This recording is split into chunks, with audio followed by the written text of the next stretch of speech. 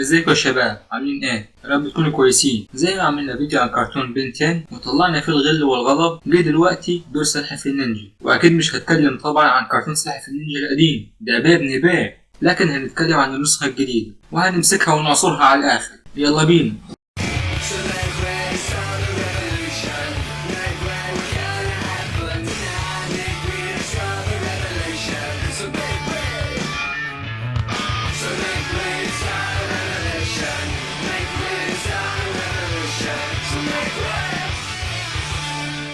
أكيد كلنا واحنا صغيرين شفنا كرتون سلاحف النينجا، سواء كان أول نسخة أو نسخة MBC 3، وأنا دلوقتي هتكلم على نسخة MBC 3. وفي الأول هنقول قصة المسلسل، وباختصار كده هم 4 سلاحف أبطال يحاربون شر ليل نهار، ينقذون من الأشرار، يأكلون البيتزا باستمرار.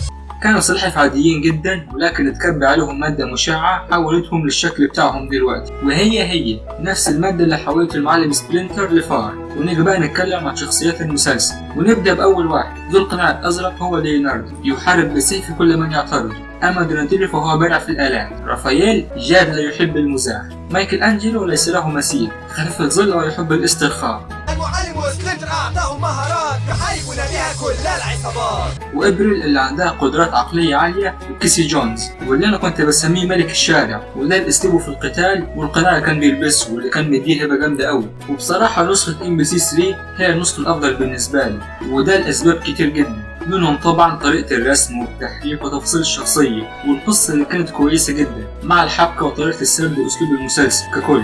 وأخيرا زي ما اتكلمنا عن عظمة وجمال المسلسل، نيجي بقى للفقرة اللي أنا متحمس لها جدا علشان اتكلم فيها على المسلسل الجديد. ويا ويلتى على هذا الترجيع، يعني سلاحف النينجا مش اتغير 180 درجة، لا ده اتغير 360 درجة. فاكر لما كنت بكلمك عن حلاوة الرسم والاهتمام بالتفاصيل وكل الكلام الحلو ده؟ هنا بقى خسفوا بيه 10 أرض. لا ويا سلام على رسم الشخصيات، شخصيات منفوخة وشخصيات معظمة. يا أخي بص على دوناتيلو كده، إيه المنظر ده؟ طب أكلوه الأول بعد كده يتعرض على التلفزيون ما حدش يتكلم. ونروح لرافائيل، واللي أنا حاسس إنه كان بيشد هيليوم. إيه النفخة دي؟ دي فورمة الساحل دي ولا إيه؟ وباقي السلاحف برضه بيعانوا من نقص الغذاء زي دوناتيلو. فين الهيبة بتاعت السلاحف يا جماعة؟ اوعى تفتكر ان الهبد خلص على كده، لا والله ابدا، والله ما يحصل. ودي بقى شخصية ابريل في النسخة الجديدة. مين دي؟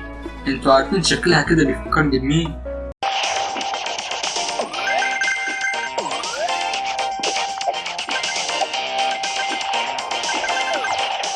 يعني انا متأكد ان المسلسل ده قالوا هاتوا فيلم سبايدر مان مايلز موراليس الانيميشن على لعبة سابواي وضربوه في الخلاط يطلع لك هذه اللوحة الفنية اللي فان كوخ نفسه معرفش يرسمها، لأن ده الكوخ نفسه. وبس حلو قوي على كده. وأنا أخيرا هديت وبهدلت في المسلسل ده على قد ما أقدر وقلت كل اللي كنت عايزه. وبس كده، ما تنساش تعمل لايك وتشترك في القناة عندي لو مكنتش لسه اشتركت. وبس كده، رمضان كريم وسنة طيبين. سلام.